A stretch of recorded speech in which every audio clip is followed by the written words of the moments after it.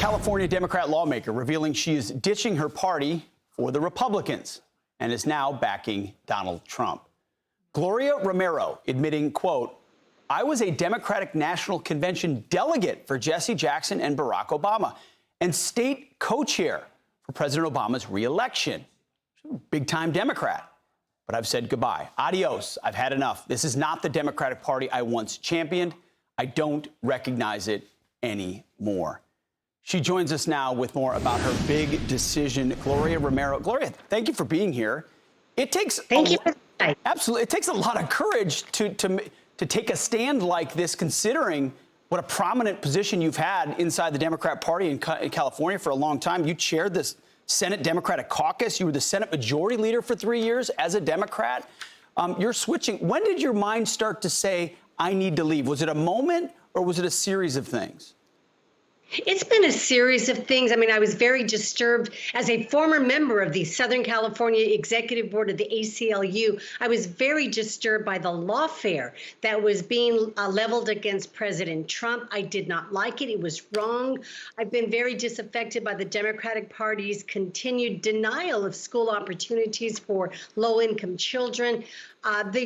Just throwing out of 14 million votes in the Democratic primaries. But finally, I think the final straw was when I saw RFK say, you know what, I am leaving the party. I am going to support Trump. And I said, I'm going to join him and support President Trump as well. There's a number of issues, but overall, the party left me. I don't know what it is anymore. If this is the new way forward for Democrats, good luck. Many of us will be leaving. Well, give me your guess of what it is.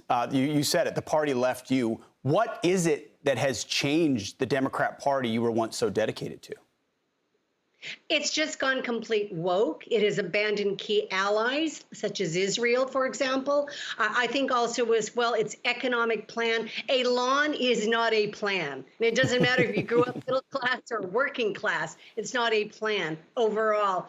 But I think, to me, the Democratic Party has just lurched to the extreme left. It's been captured by, many call it the Hamas caucus of the Democratic Party in order to win a swing state.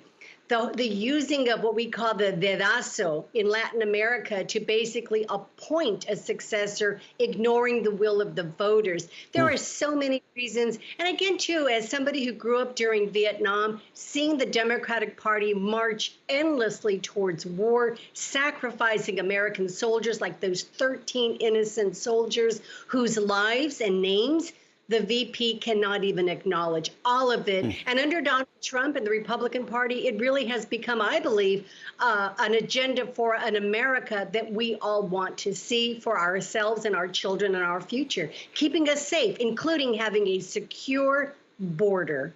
Well said. If I may, what has the reaction been? Family, former colleagues? What's life like right now since you came out supporting Donald Trump and Republicans?